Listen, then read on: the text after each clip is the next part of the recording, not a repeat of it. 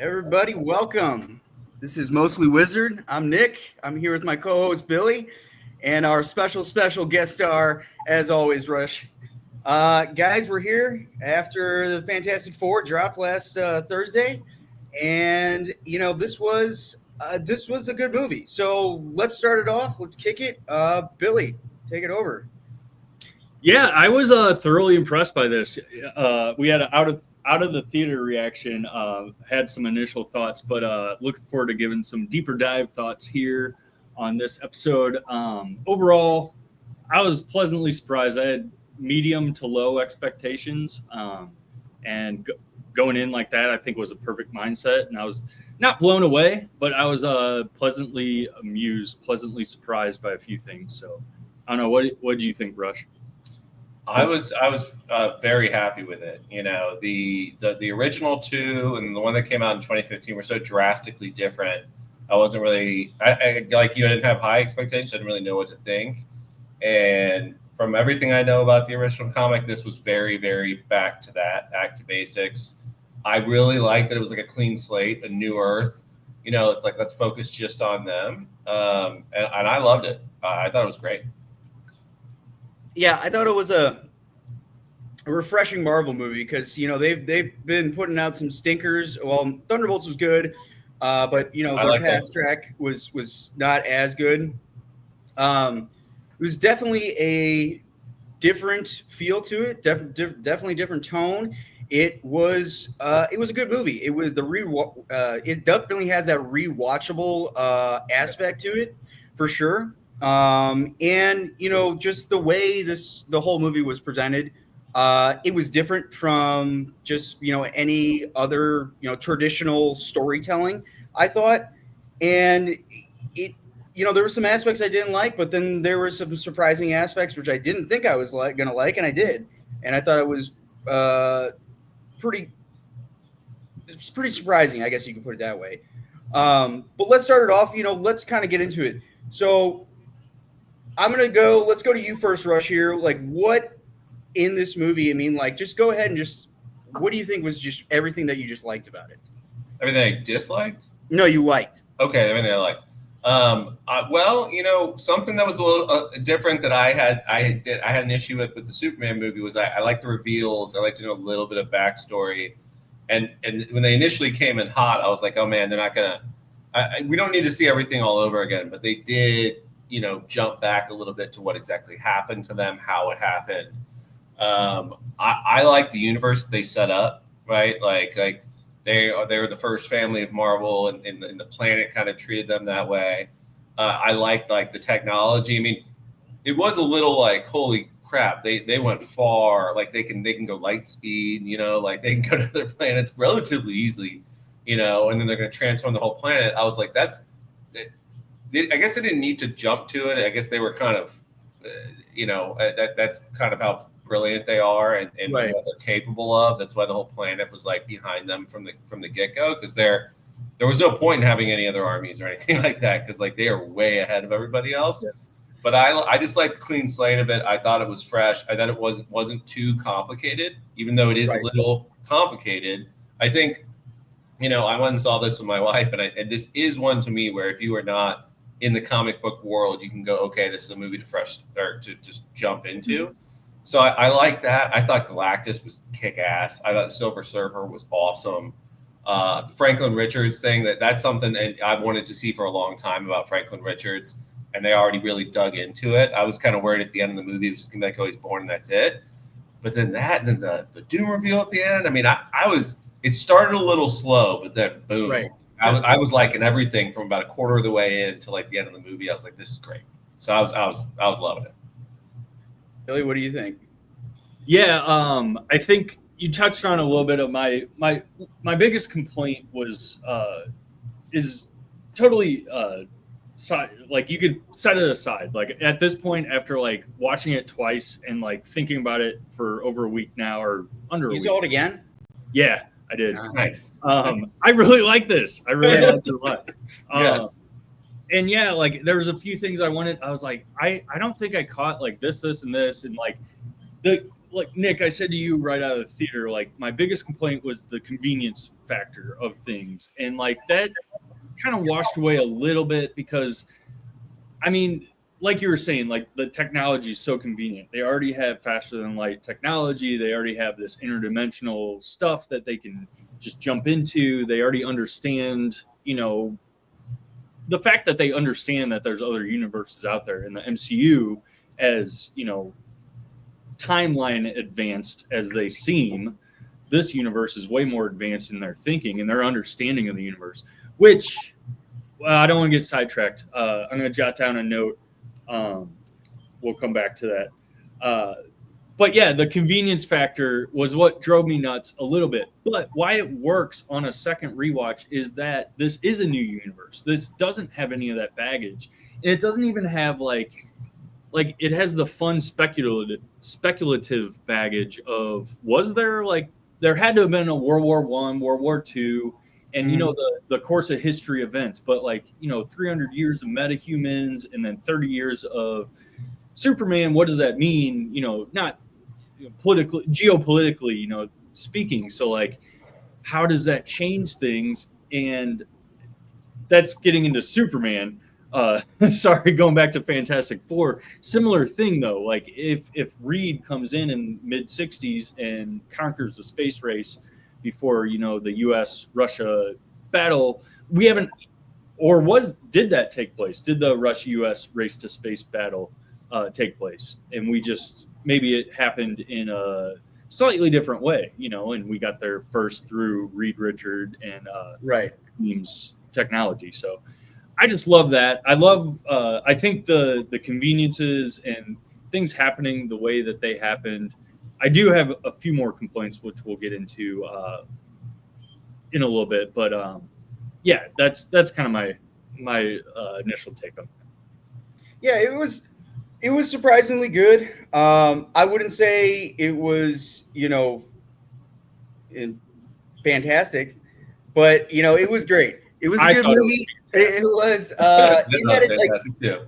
Yeah. See, what I really liked about it was just the tone, the way it was presented, and I thought it was just a refreshing new Marvel movie that Marvel has not kind of done this sort of thing before. I thought the first half was kind of slow. Not, maybe it wasn't the first half, maybe it was the first quarter. I don't know. But the first part was, a bit slow. First act, yeah. And I thought what kind of just shrunk everything down was that all the footage they showed of them, all their battles took place right there in Times Square, right in the middle of their building or something like that. And it just kind of shrunk everything down. It really wasn't a global scale that you got to see. Considering they went to light speed and traveled a whole bunch of places. But so real quick, not to cut you off, but that was one of the things on second watch is those were some of the conveniences early on. I'm like, oh, isn't this convenient? It's all happening right here in Manhattan. And but we learned in I think Age of Ultron, when they were challenged, is by, I forget the act. I think it was in Avengers 1. The act of saving the world was a signal to the rest of the universe that Earth is now worthy of being able to fight with greater enemies. And so that's what drew them to. So if you look at it like that on a smaller scale, the Fantastic Four were in New York. So of course they're like a magnet for, they're going to attract all these bad guys. And, not necessarily bad guys. It turns out with Mole Man, he seemed like kind of a nice guy. That was one character by far. Well, not favorite by far, but definitely my fave. Yeah, it was a nice little touch that he, there was a political resolvement there. He might have had a crush on Sue, or just might have. He fully respected Sue. Respected her. And yeah, that was great. Yeah, I mean, to touch on the convenience things, I'm willing to give that stuff a pass because, just for the sake of the movie. Some of the things that were surprisingly good that I thought I was going to hate. Johnny Storm, his character, I thought he was the best character out of all of them. The Thing. I thought his act, whoever the guy who plays him, I think he plays in the Bear. He was good. Both of their kind of characters. He's in the Punisher too, by the way. Yeah. I mean, Micro, I think his name. The character arcs with these people, like, there really wasn't too much of that. I mean, like, they try to do they should have done a little bit more of the Thing, but like, they had to get all this in, and I thought the movie had a short runtime, but they had to get all this stuff in. So I thought the Thing's character arc really wasn't there, but he was still good. Johnny Storm's character, though, like, I thought he was gonna suck.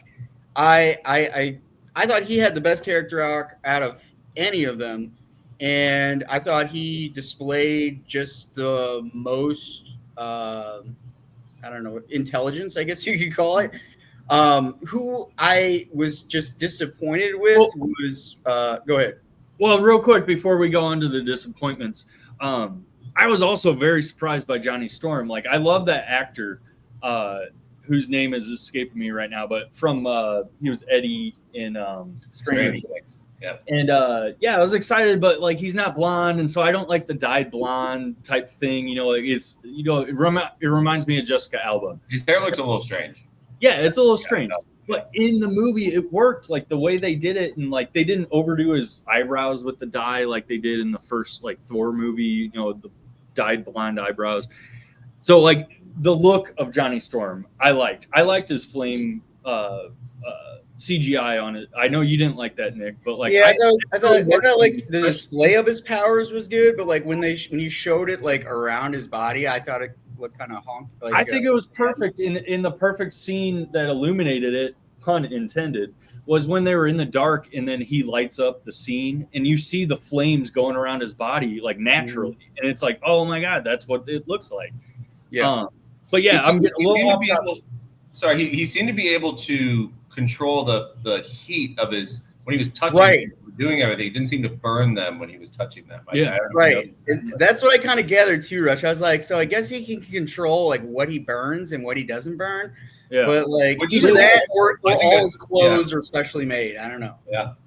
Which so I got really into the Fantastic Four. I'm not gonna get too sidetracked. I do have a point, and it comes back to Silver Surfer here, one of my favorite characters.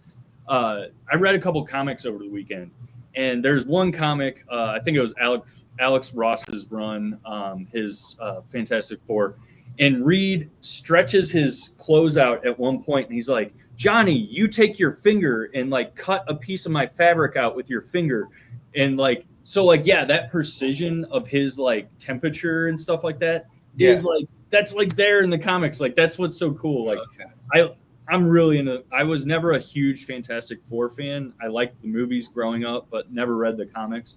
So these were my first couple of Fantastic Four comics.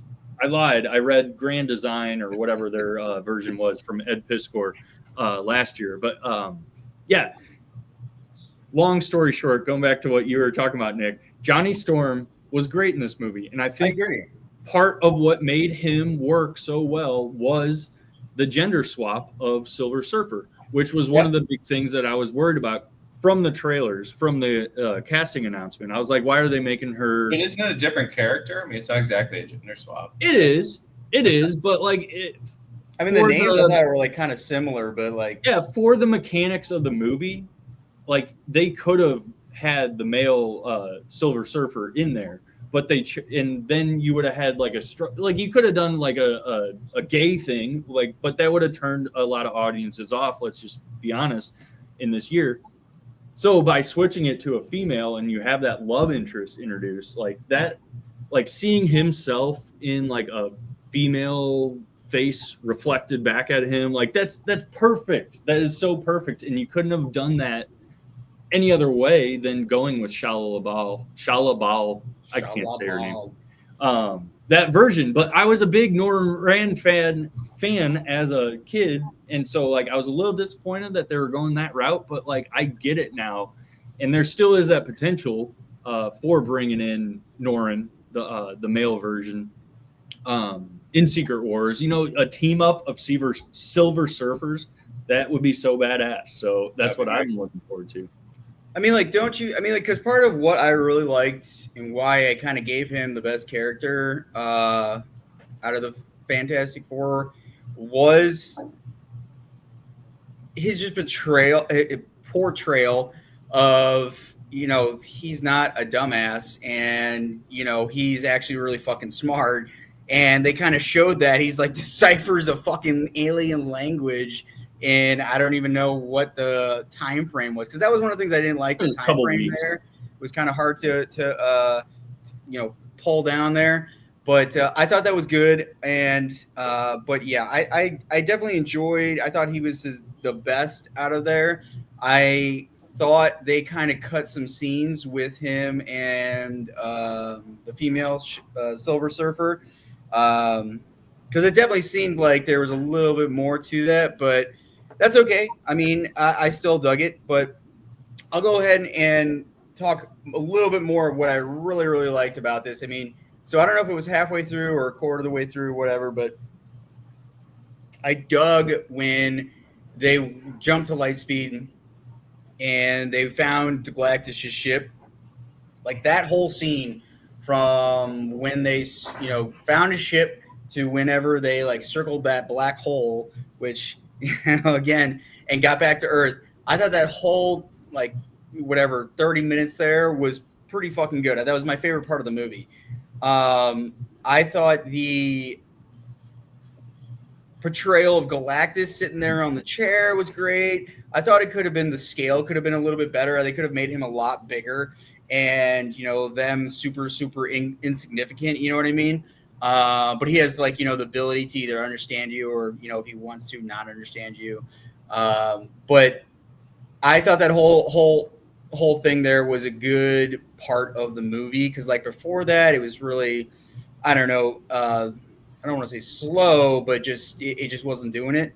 And then the rest of it, you know, it definitely followed in suit. But what did you guys think about that? Because like honestly, like that 30 minutes I thought was probably the best part of the movie. Yeah, I really liked that whole sequence. Everything from the light speed to Galactus. I thought I like it when they're like, "Hey, let's go a little bit to the edge here." When he's tearing through that Earth, and they kind of make it seem like maybe no one lives there, and they zoom in, and all these people are running for their lives. And it's like, it's when it kind of sinks in. They're like, "Oh, he would come to our Earth and destroy every single person on it. Like this is not a joke. Like this is not just some, you know, just basic Earth with nothing, or planet with nothing on it." So Right. that was pretty crazy. You know, I like that he recognized, you know, they didn't know that Franklin was powerful, but he recognized that already. And it was a bit far fetched that they could get away from him and all that. But I mean, the fact that they could light speed, obviously they could do that. And I like the whole Johnny having to shoot at her and like away from her. He's got to use physics to get to like hit her and yeah, shit. yeah, and like even the little robot thing I thought was cool. You know, the whole thing I kept thinking this in my head a lot throughout the movie. I was like, this is essentially if you made the Jetsons a superhero team in their universe. Like this is what I imagine it would look like essentially. And I think maybe someone may have thought that at some point, but I was like, this is like the universe. It's 1960s, so it looks like a future universe, you know, like the advancement and everything like that. So I thought it was unique, and I really, I mean, I liked it. But to your point, I thought that was great. I thought Galactus coming back was great. I thought they slow played him coming back to Earth a little bit, like, oh, he's at Mars, right? Like he's at the moon like 20 minutes ago. Like, I liked that though. You know, well, maybe he's slowing down, like getting to them, I guess, or something. Yeah. But then the Silver Surfer just comes in and fucks all that shit up real quick, like all the portal things. But I mean, I liked it. I liked it all. Touched on one thing that I took a note of a few minutes ago, and that's this is a 60s world. Like this is a Jetsons retro futuristic world. One of the things I've been pondering is that I don't think the year in this movie was in the 1960s. I think it was contemporary. I think this. Oh, okay. This is like a parallel. This is like kind of what I was talking about earlier with historical events. Yeah, there was a World War I. Yeah, there was World War II, and then there was this long period of like technology went up, but like style kind of stayed the same. And so like the 60s style became like the contemporary style. What do you guys think of that? Well, wasn't them going into space like the first time humans went into space? Or am I wrong on that? Because they made it seem like that was They like did the say first. that, yeah. Yeah. So, Yeah, I don't remember. I mean, because I'm saying maybe it's not the 60s, but I don't think it's the 2000s. Like, Well, yeah, I mean, Yeah, like, yeah, that's a good point. The only problem I have with that kind of notion is that, like, all this technology is coming from Reed Richards, and they would be like, dude, you need to share your technology, or, you I know, thought that. like, they'll get the tech, they'll get whatever he's made, and then, like, you know, reverse engineer it. So I kind of feel like, you know, it maybe it's not the 1960s, but maybe like at some point, you know, the Wild West lasted like, you know, 70 years longer than it did supposed to, or something like that. You know what I mean? Yeah. Like, Mhm. but Yeah. either way though, like they just compare it to that, and that's I like that you guys said that, because that kind of brings me back a little bit. I think there's still maybe something there that they could do, but it might be a little convoluted. I like that, But- though. so as when this movie like continued kind of through, and I'll touch on it because I did not, and I was on. Again, I'm just gonna say it. I was uncomfortable with the whole aspect of sacrificing a child. And especially an infant baby, and I just didn't like that. I mean, yes, it raised the stakes and all that stuff, but number one, when they get back to Earth, why the hell does he tell everybody that, like, you know, they're after my son or something like that? You know, he could just shut the fuck up and you would have been fine. But you know, you could have done the movie could have still done, you know, ended the same way. But Right. I you know, it definitely, as far as Marvel stakes are concerned, you know, I thought that was a different stake, and that was probably the, you know, one of the things I felt was a different feel to the movie. Yeah, it made me uncomfortable, but two, it definitely, you know, raised that bar that they needed to raise. Yeah. Hey, I just like when you see other people dying on that planet, it did raise the stakes. But I was with you, Nick. My first thought was like, dude, don't tell anyone that. Like, sort of like at the end of the movie when Franklin brings her back to life, it's like, you can't tell anybody that, or everyone's going to want you resurrecting their family, right? But when she came out and she said, I will not sacrifice my child for this planet, but I will not sacrifice the planet for this child. I was like, I like that. It made it believable. That was a great line. Because I was thinking, what the hell is she going to say to make all these people risk their damn lives, you know, for a child? But that, I thought, worked. I really did. And what did you think about that scene? Because I thought that was one of the hokiest scenes of the whole movie. It was, but it was a bit hokey in the way that it was. Like, I mean, like within the context, was like we're still a little bit in this innocence realm globally, if you will. Well, I mean, I want to touch on the fact that, like, she was able to speak to this gigantic crowd, and everyone could hear her. And it's just like that whole aspect of, like, the movie. It was like, you know, there's Herbie bots around. There's you know? ways to explain that in my brain canon, head canon. But no, to really your point, all eyes are on them on the entire planet. Anytime they're speaking publicly, there's got to be cameras on them and everything. I'm sure everybody heard that. Yeah. What did you think about that whole aspect? I mean, like, the whole thing was like the reason why there was no, like, militaries you're seeing anywhere is because at that beginning where you saw Latveria's seat was gone. It was like a demilitarization, like, treaty or something like that. Like, I mean, amazing that they could get the entire world to do that, but at the same time, you know, could they? I mean, like, we don't know. We don't have a lot of details. Like, I thought one of the convenience factors that I had a complaint about was they had everybody build those bridges or those, you know, the teleportation things in, like, what, 24 hours, 36 hours. Yeah, and like everybody being on board. And I've heard you know, commentators say, like, well, if they've they've established in the beginning of the movie that like they've earned the world's trust by defeating all these evils so far. So like, yeah, I can get on board with that, but like the fact that it just went off without a hitch, like have you not seen Contact? Terrorists usually blow Great up movie. the thing. Great movie. Yeah. But no, honestly, those things, the teleportation things reminded me of Contact. I thought in a cool way. Yeah. I really liked that technology. I just thought it was a little implausible to get everybody on board so quickly and get the construction so flawlessly executed. Just thought that was a little implausible. But going back, also, again, my complaints about the convenience of everything and like the fact that they put the baby there as a lure for Galactus and all these things, I kind of it's kind of a cop out, but like it's very comic like. Like after having a weekend reading comics, like they do shit like this all the time. Like, oh well, we'll just put you out there in like, or hold on, we'll clone you real quick, and then we'll put the clone out there to do that. Like, like they do these random ass like really quick things in the comics, and so like I like that. I like that we're getting back to like bringing up Superman again, getting back to these worlds of like, yeah, there's gonna be some implausible shit. Like it's not like Iron Man 1 where everything's Iraq War type grounded in reality.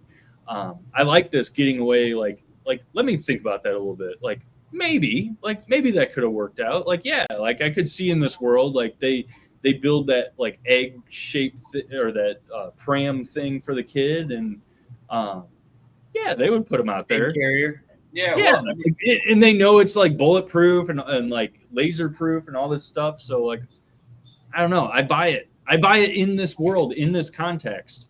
Like that's what I love.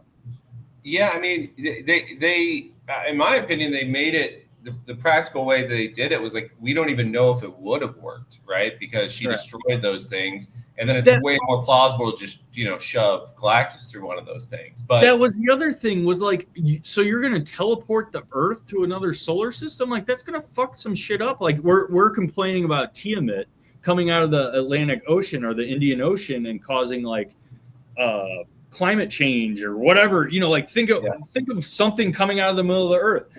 Now think of that Earth being transplanted to another galaxy. Like that's so ridiculous. But why I buy it is it's very comic. It's very comic accurate. So that's true, man. You're interrupting a whole bunch of orbits and gravity and shit. Yeah, it would fluctuate. Right. Yeah, I think they probably would have factored a lot of that stuff in, but I do think that it wasn't completely out of nowhere because Sue got pissed off at him earlier by it crossing in his mind that we might have to give up the baby. And he's like, we're not doing that. And they work up to that point where they're like, how do we lure him in?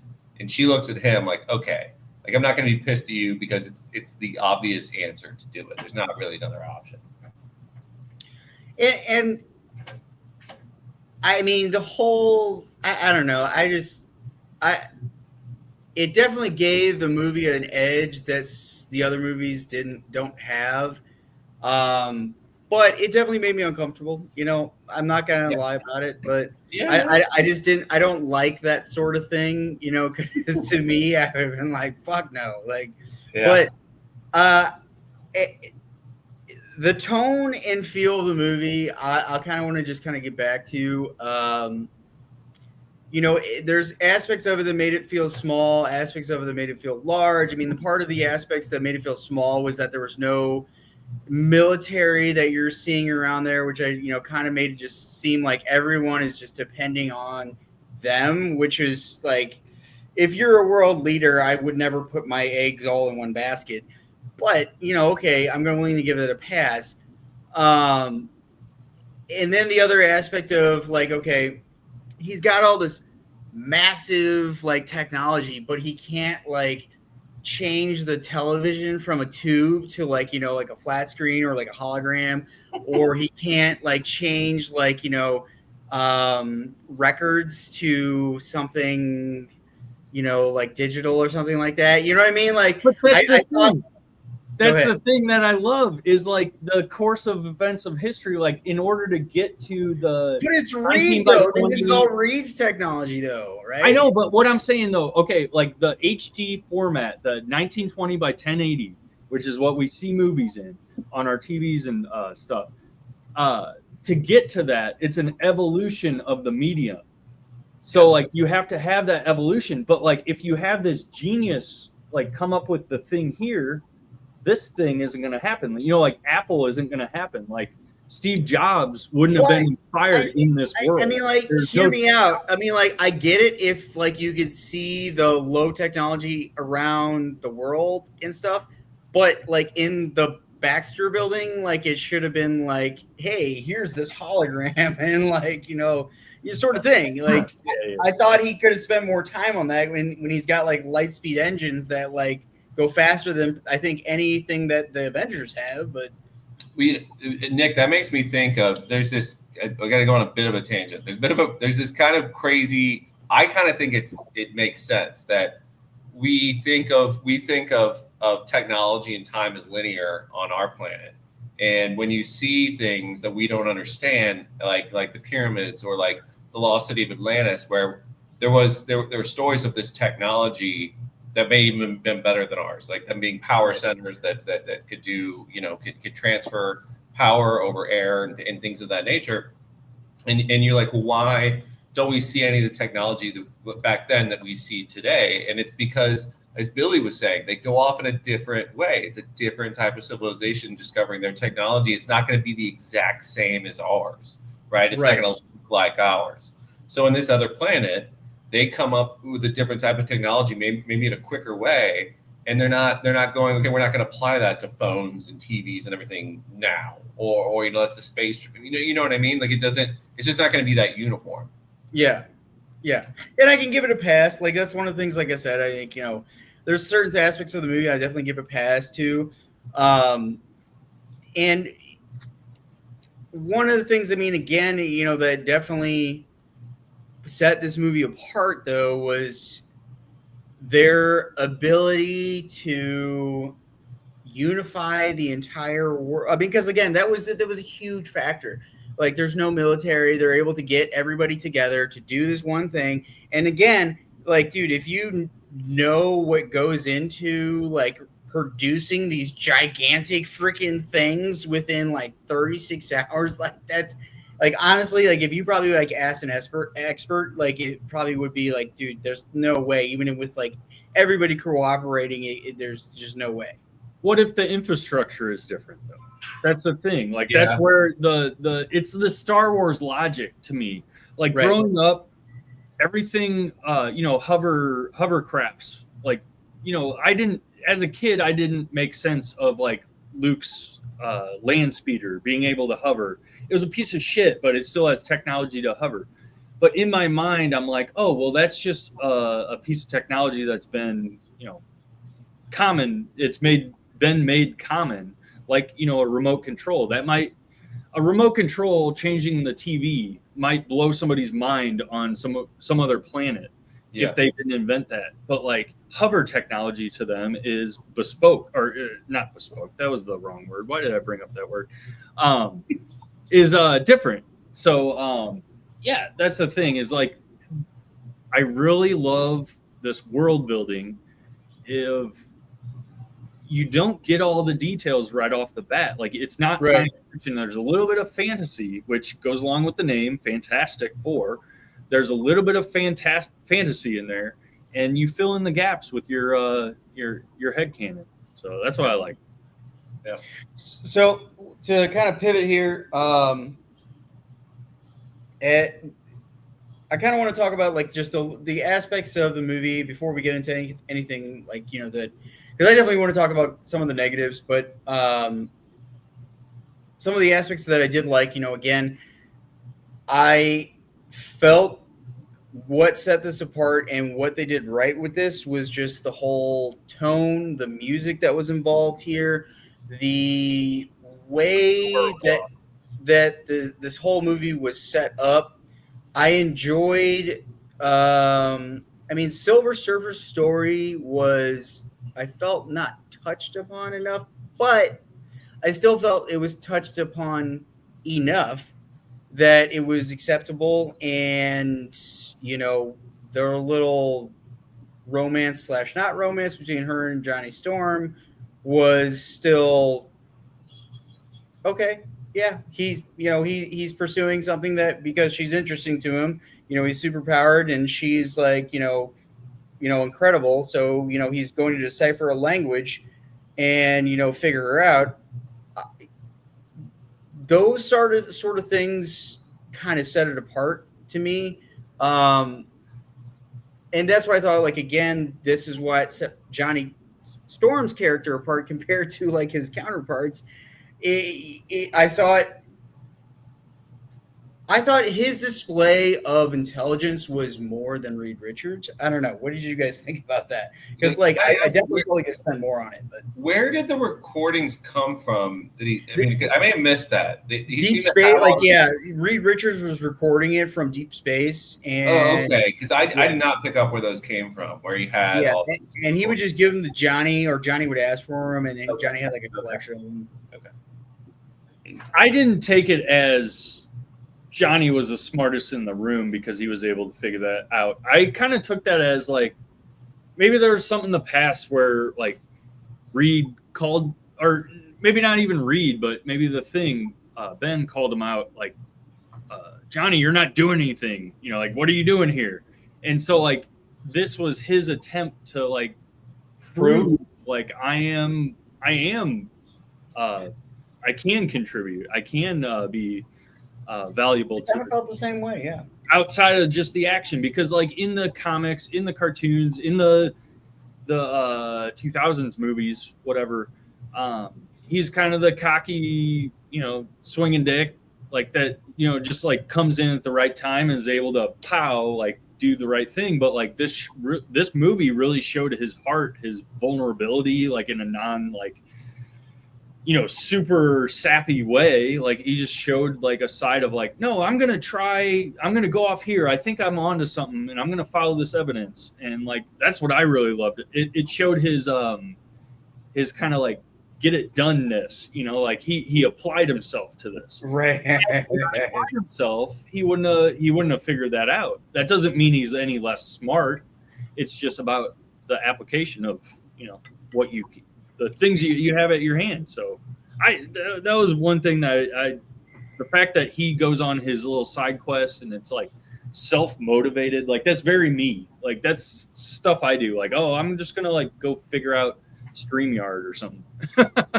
And then you do it. So yeah, I really identified with him, and I did not think I was gonna like Johnny in this movie. So that I keep coming back to that as one of the biggest surprises.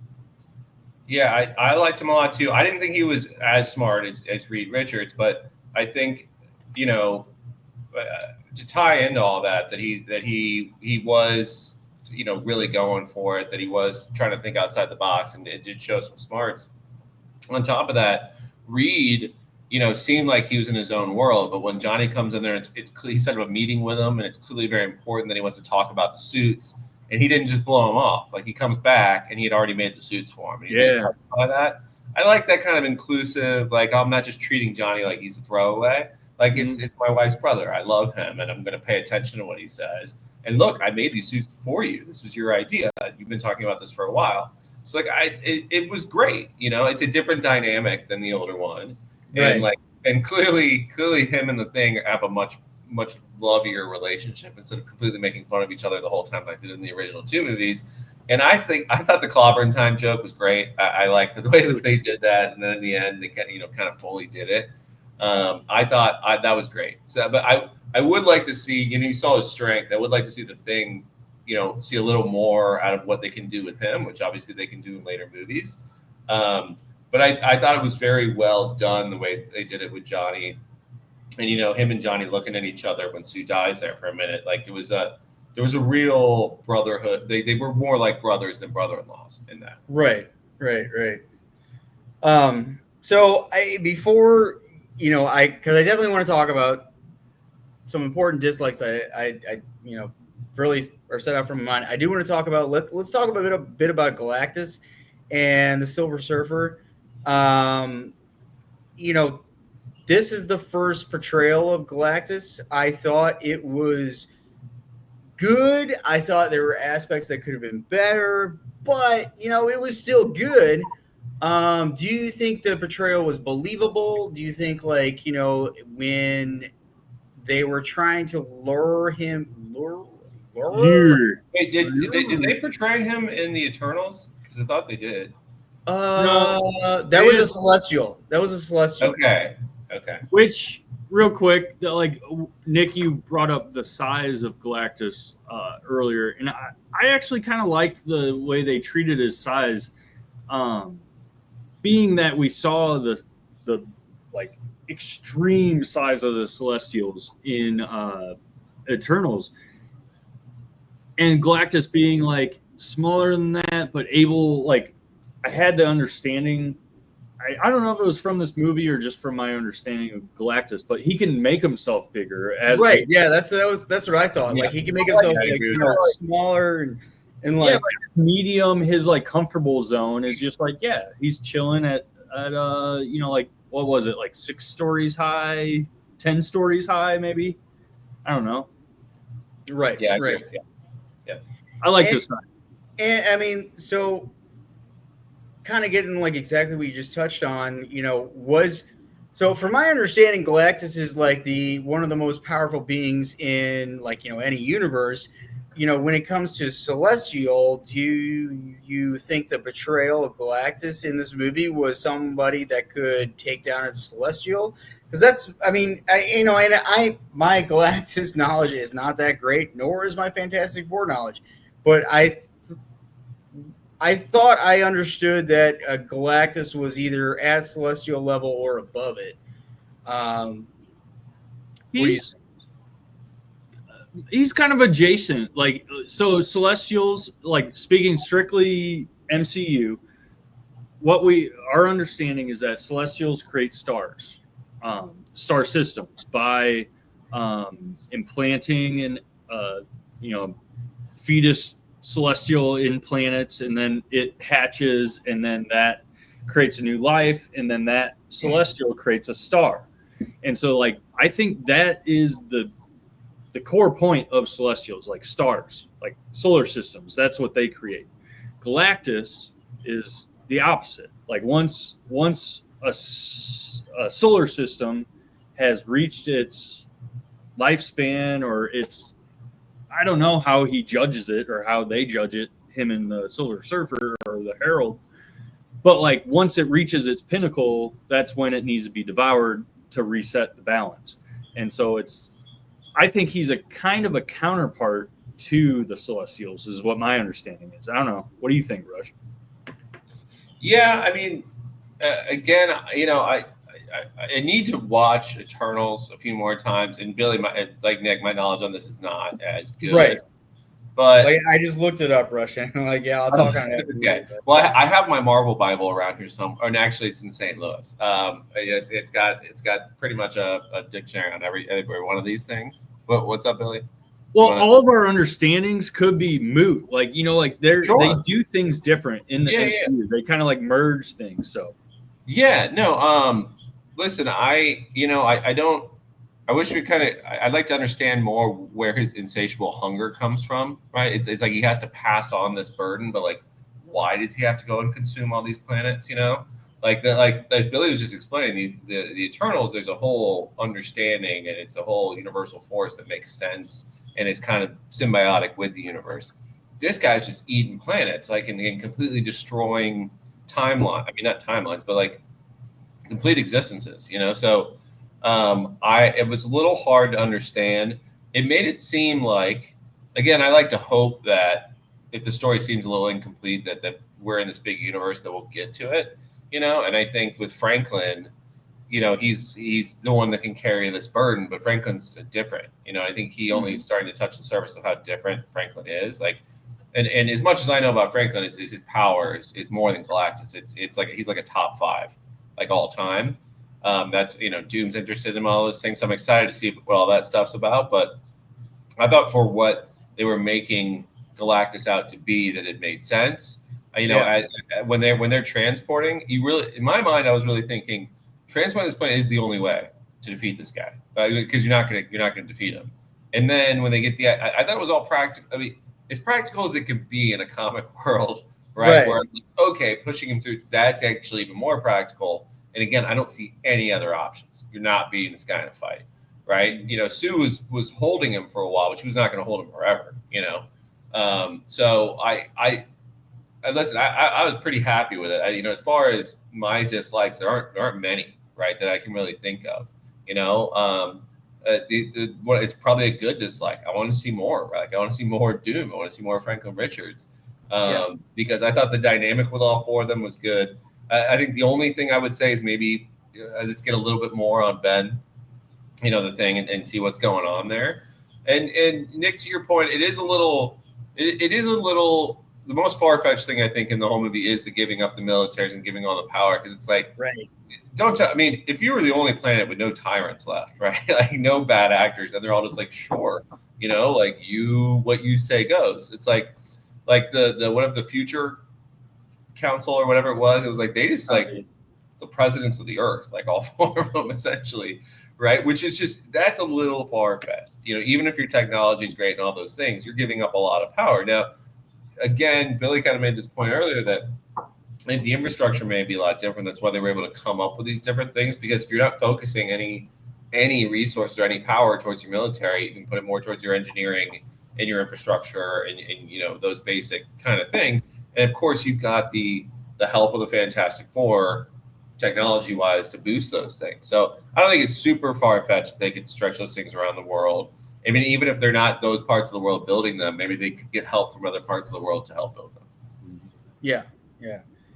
And going just what I looked at though, like Galactus is supposedly like he can defeat an individual Celestial, so he's at Celestial level.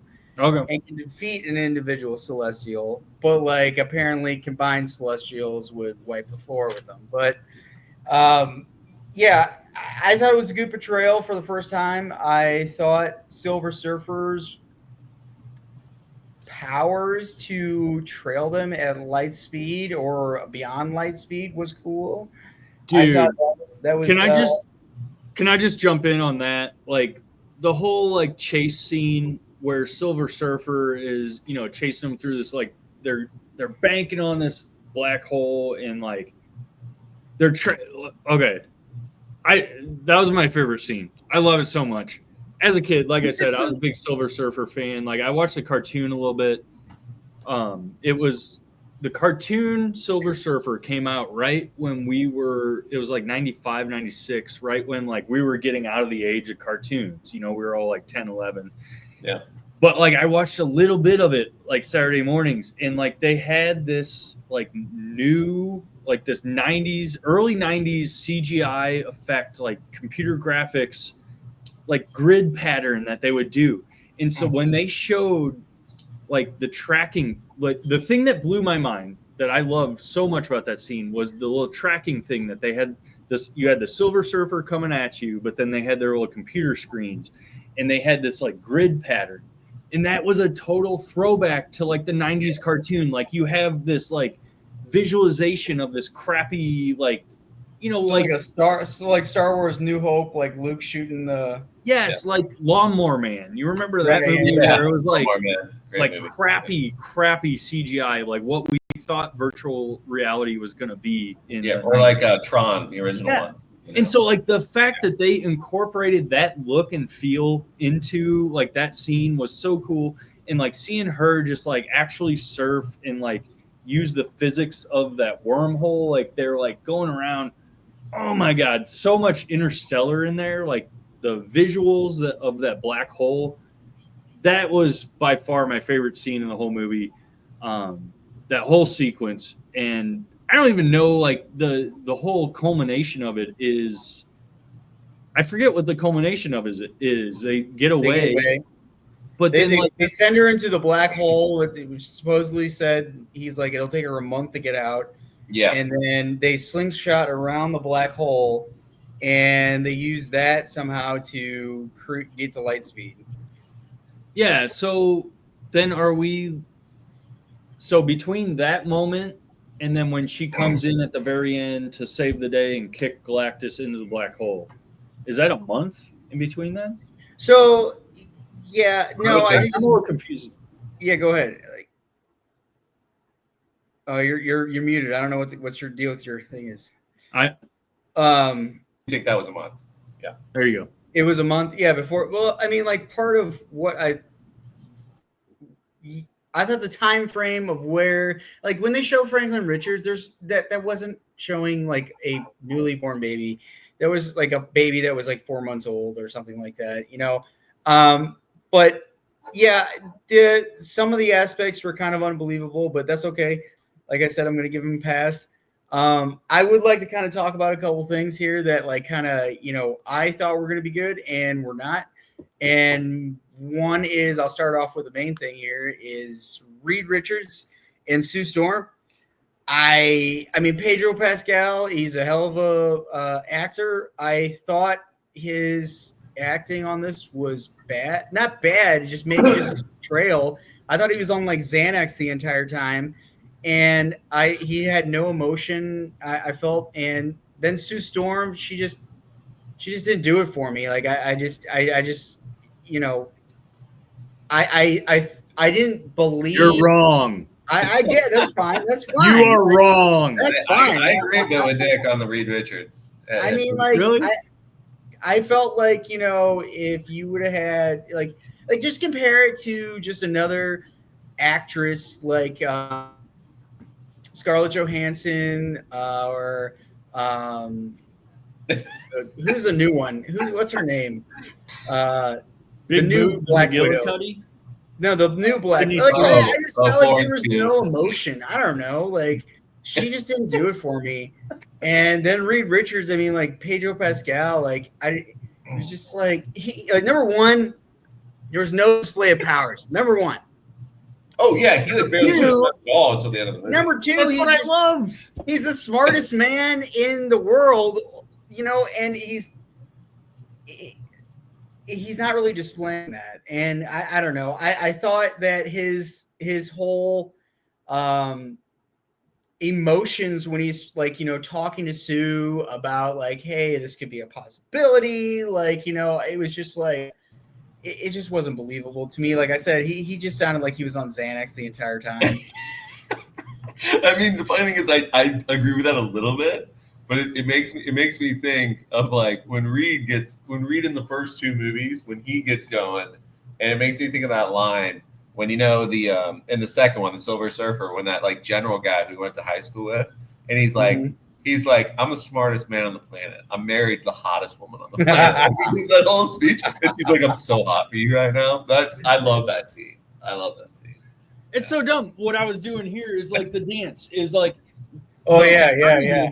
Is like you overdo it. Like you show, like, look, he's spaghetti. Like, see, he like dances on a dance floor and he goes like this. I want to see the dance, Billy. I want to see the dance.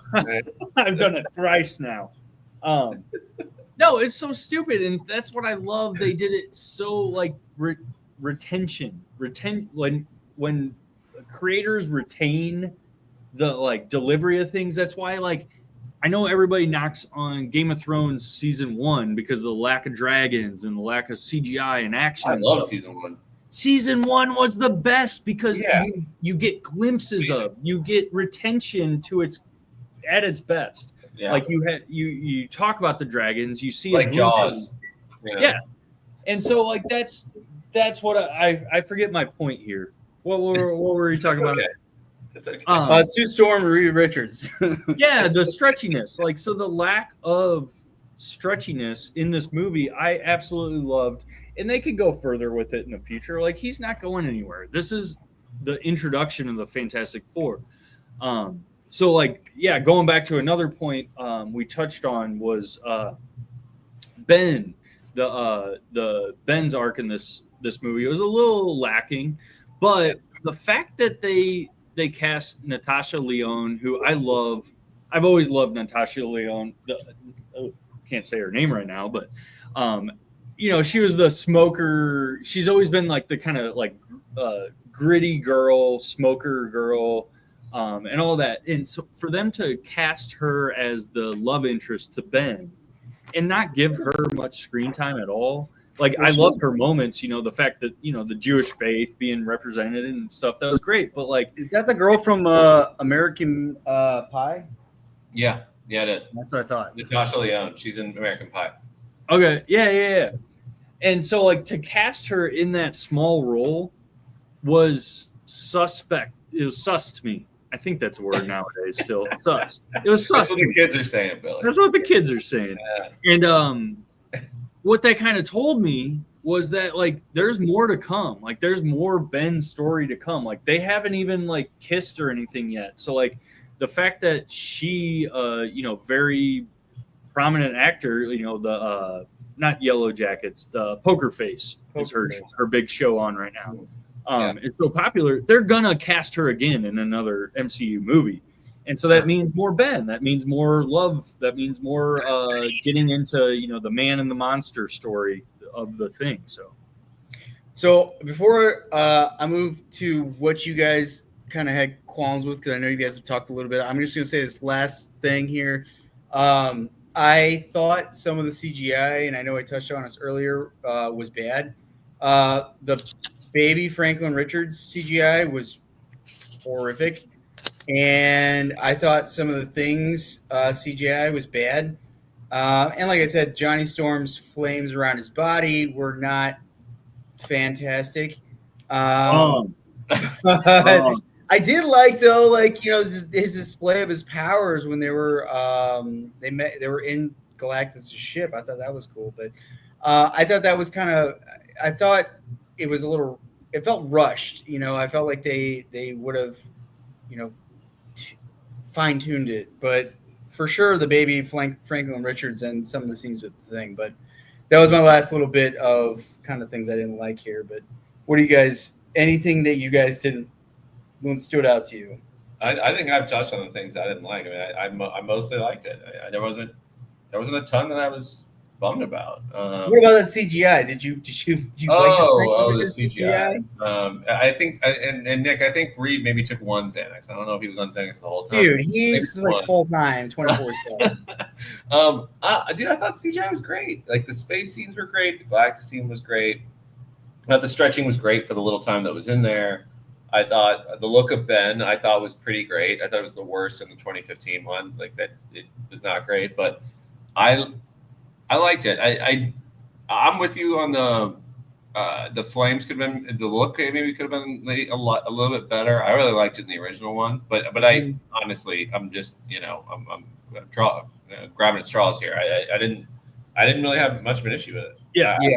And that's kind of my takeaway on the CGI too. Like it did, the baby, the compositing of the baby in certain scenes was really caught me off guard on, you know, initial reaction. And the thing too, like when he was, and what I mean by compositing is like you like create something digitally, like the character, and then you like, it just has a transparent background, and then you composite that into the composition, you know, like the whole frame. And so like that blending, like sometimes like when the thing was on screen in the middle of the street, like it looked like they added too much shadow, or like he was like clipped out in just like a slight way, like that's what caught my eye. And same exact thing, the compositing with the baby Franklin, those are the two things that caught my eye. I loved the flame on stuff, I loved everything else, and those two things, the thing, those couple of spots with the thing and then the baby, they're forgivable. I could care less. Like on rewatch, it does not matter. Like those caught my attention first view, but like I could care less. And there is the chance that they go back in and correct some of that stuff, you know, before the digital release and all that. So sure. It's forgivable. Any qualms with the CGI is forgivable. The only other complaint, not CGI, that I had, the only other complaint story-wise in the movie was I I felt like they lingered on like Sue dying for a little too long, and like I'm sorry, but like Sue wasn't going to die in the first Fantastic Four movie. Like there was at no point did I think like, oh, Sue's going to die here. Like, and so like the fact that went on for so long and they drew it out, like that was one complaint of mine that like I feel like they could have, like the whole ending, like that, and then like the car seat scene, which before you got on, Nick, Rush and I were talking about, like, yeah, putting in a baby car seat for the first time is a thing. Like it's a pain in the ass, but like to me, they would have had it down by then. I didn't need that slow down. I didn't need like that joke right there. So, yeah, so forgivable though. Like my complaints are so minuscule, they don't even matter. So. Yeah, I mean, I'll give a lot of passes to a lot of things. You know, just Reed Richards' character, Sue's character, just didn't do it for me. Sue really didn't portray. Nick doesn't like strong women. Well, no, it wasn't even that. She didn't even portray that. It was more like I liked her character. I'll defend it. I like it. Was more like she's just pregnant the entire time, and not the entire time. She's more like she's a pregnant woman, and then she has a baby in space, and then she's a mom, but like she doesn't display anything of her intelligence in the movie. It was just like she's just this mom. And then the only thing I liked about her character was her display of her power at the end, because that was kind of like a true portrayal of, like, you know, the Invisible Woman's power when she's like pushing Galactus. So, I mean, I guess that's kind of where it was at, but then also like some of her dialogue was bad. Like that whole speech thing, I thought it was like, it just didn't do it for me. But enough of that. Let's talk about the ending scene. Doom, she walks back into the room and Doom is playing with Franklin Richards. Apparently there's like a noise that goes on that you can hear. I don't really remember it, but apparently there is. I hear a noise. What did you guys think? I mean, I'm excited to see Doom, man. I obviously they probably weren't going to show Downey. Apparently that was him doing it. You know, he came in for a day and did that, but you just maybe it was kind of perfect, just showing the glimpse of it. Obviously, I wanted to see more, but that's kind of the point of an after credit scene. So I thought it was great. The one thing I hope is, and again, I don't know as much as you do, Billy, about the comic books, is they at least portray, you know, in the first two movies that there's this real backstory between Doom and them, and they even do it in the 2015 one.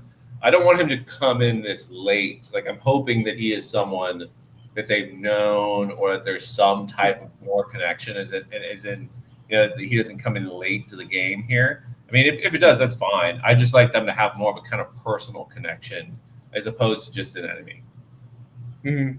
Yeah, I agree. I think they will. Like, the fact that, you know, so I was that mid-credit scene kind of blew my mind. Like, I really thought they were going to avoid Doom altogether in this movie. Like, so like it kind of blew my mind when they showed the empty Latveria seat earlier in the movie, like where, you know, there's the flag there on the table. I forgot he was from there. I forgot about that.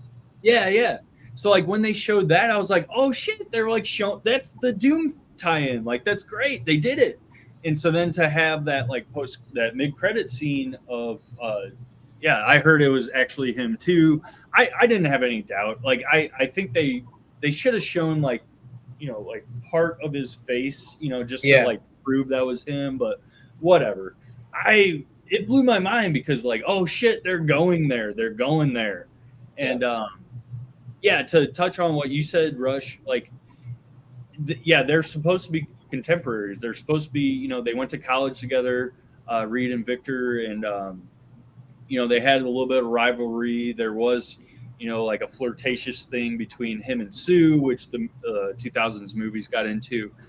So, like, my take on this post-credit scene was that, like, yeah, that was the Victor Von Doom from this, you know, this Fantastic Four unit, the 828, which I love how they explained the 828 with the birthday and all that. But yeah, my take is that was the Victor Von Doom from this 828. He was doing something while all these events were happening, but he was aware, and he was watching this kid for 4 years, and like now that the kid's able to walk and talk and read books, you know, like Darwin and shit like that, like he's gonna like start to build a relationship with him. And so that's what I took from that, is like maybe Sue's next word, like she doesn't say anything in that post-credit scene, but like I imagine her words are going to be like, Victor, what the fuck are you doing here? You know, like she's going to know who that is. She's going to know the history that he and her husband had, and it's going to go from there. But that's just my speculation. Yeah, I had heard, like I said, I don't remember, but apparently you hear some sound or something like that, and supposedly it's like, you know, his little transport getting him into the building. And that's how he got in there, like unnoticed and stuff. But as far as kind of what you're saying, like, yeah, I mean, they're always going to have that like backstory. Now, is it going to be that this is that Doom? Maybe it's another Doom from another universe. I mean, like, who knows? But yeah, it makes more sense that it's this Doom that, like, you know, exactly what you're saying, that like, hey, he's been watching and knows he got the he saw what Galactus has, the power cosmic, and he wants that, and he understands that he was after this baby, and he was after this baby for a reason. Oh, and then he discovers, hey, this baby's giving off this power cosmic. So I mean, it makes a lot of sense. But I do think that, you know, because they didn't show any sort of scene where, you know, they're going like to Thunderbolts. I think that scene from Thunderbolts is probably like the first scene from the Doomsday movie. That's what I think. That's what I think is going to be their introduction to it. I think Doomsday movie might start off with them leaving their universe or chasing after Doom or something like that sort of thing. But kind of predictions, do you guys think? I mean, like, because number one, Reed Richards. I mean, like, again, I'm gonna go back to this. He really didn't display that much intelligence to me, and yeah, it showed. It's well known. How did he not display intelligence? Yeah. Billy, Nick thinks he's smarter than Reed Richards. No. Like, look, I'm just saying, like, you know, you have Johnny Storm crack the case by, like, you know, deciphering this thing. Who invented FTL, faster than light technology? Like, he's able to just jump in a spaceship and like. But that's all implied. It's all implied. Cars. You didn't see it in the movie, though. It's all implied. And then, you know, so part of what I didn't like about Sue is that she's also super smart. They didn't display any of her intelligence or anything like that. I think they did. She was kind of their de facto leader. I mean, she was like the representative at the future conference thing. Like she was typically the spokesman. Like she was kind of their leader a little bit. What I loved was her relationship with Mole Man. Yeah. I love that. And that's the social. Like, that's the thing. Like, Reed is going to figure out the technology and like how to figure out how to like transport people. Sue's going to like mollify the situation, like talk it over with Mole Man. Johnny's there for the action, Thing's there for the action, and like they showed other abilities too. Like, that's the thing. Like, I freaking love the disbursement of time on screen, contributions to the victory, arguable victory, and yeah, like I love the team aspects of this, and I think it leaves more to the imagination, like with the Thing and with, you know, even Johnny and even Sue and Richard. Like, we get to dive deeper into their relationship. We get to see more of him being, you know, Spaghetti Man and doing all that kind of stuff in the future. Like, we didn't need to see that all right off the bat. Like, when we go into the final scale, I'll tell you what I thought of this, whether it was Wizard or totally Wizard. So as far as kind of just touching on their role here coming up, do you think, I mean, because I hope because it'll redeem Reed Richards in my mind. I mean, like, Sue wasn't as bad as Reed, but still is not as good. Their role in the upcoming Doom movie, Doomsday movie, are you going to see that display of intelligence? Because, like I said, the display of intelligence was all on Johnny. Are you going to see, more from Sue and Reed's,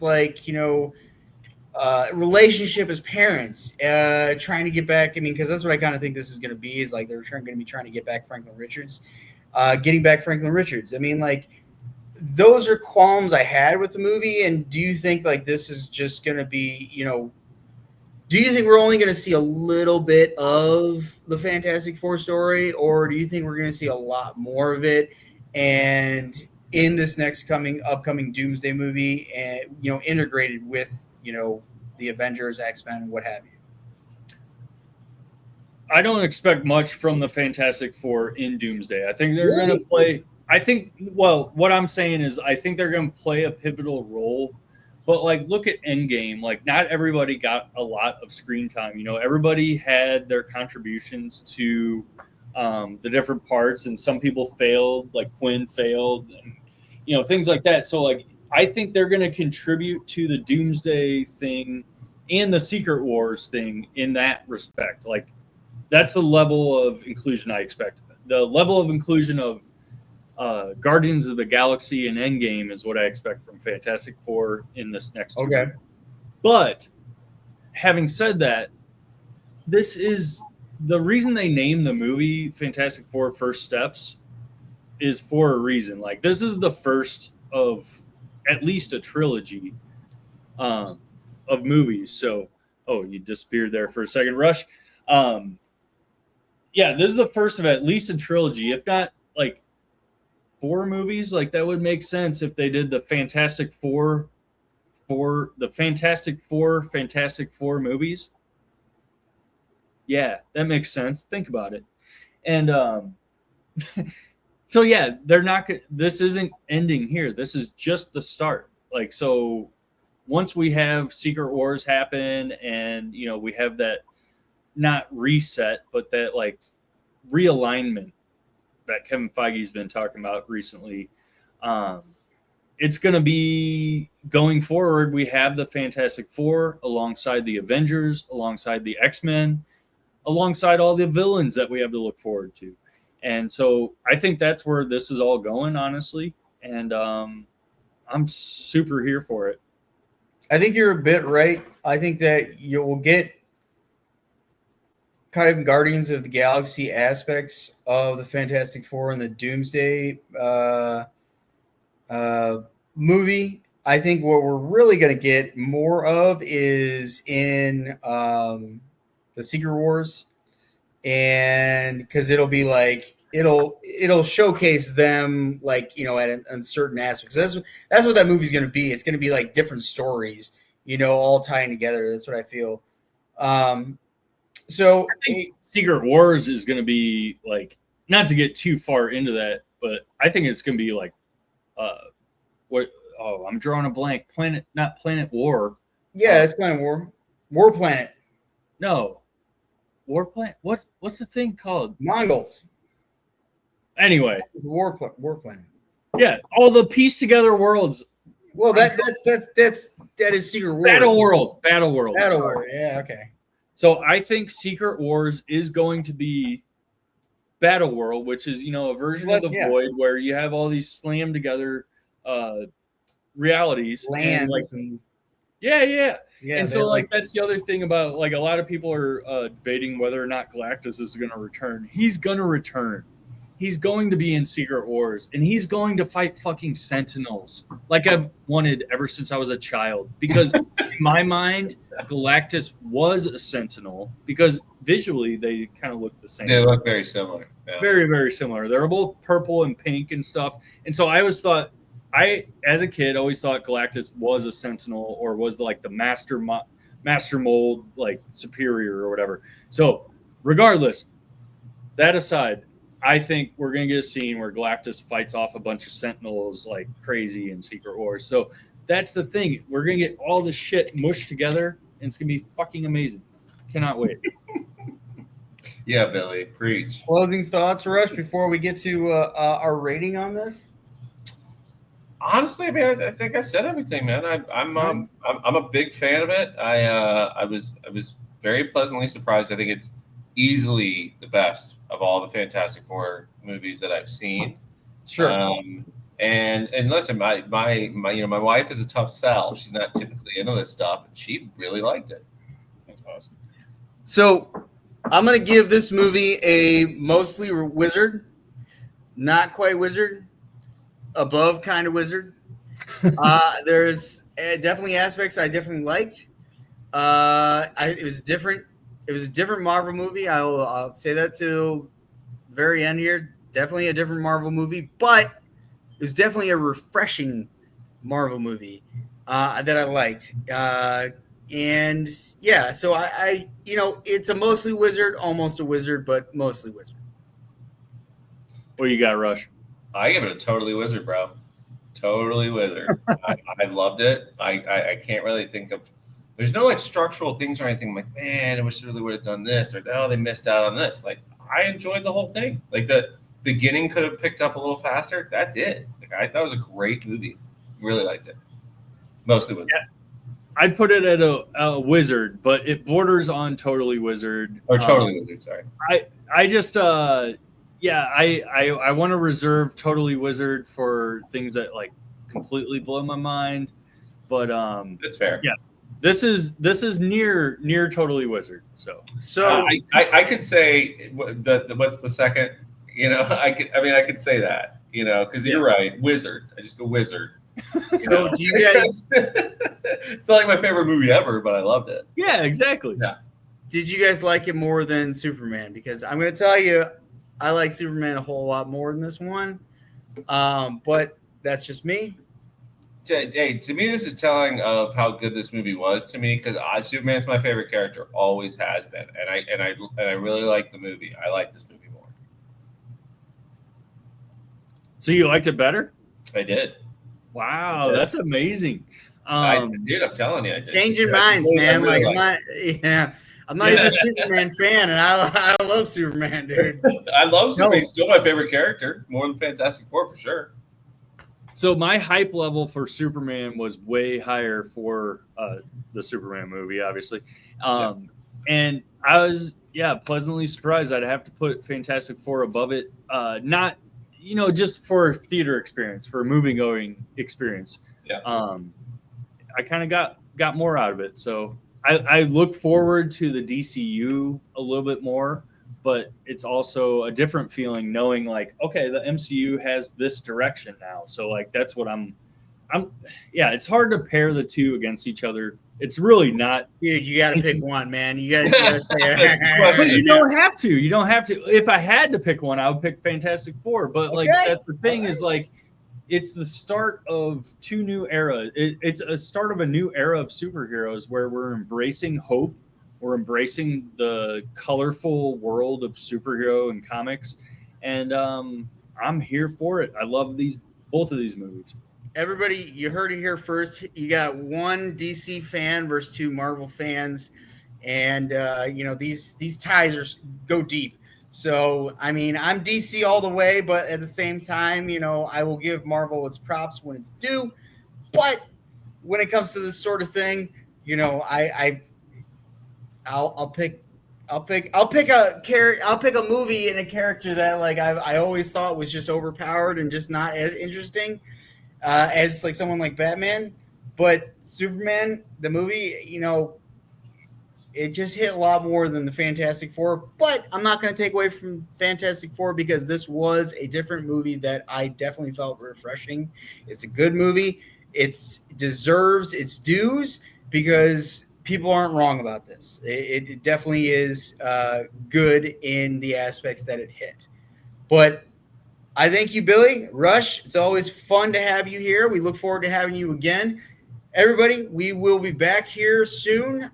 We got Alien Earth coming out here. We got a couple other things coming out here. I mean, Alien Peacemaker. Peacemaker's awesome. Say it again. Peacemaker, dude. Peacemaker's awesome. I'm rewatching season 1. It's so funny. Fuck I'm looking forward to watching season 2. I love everything about Peacemaker.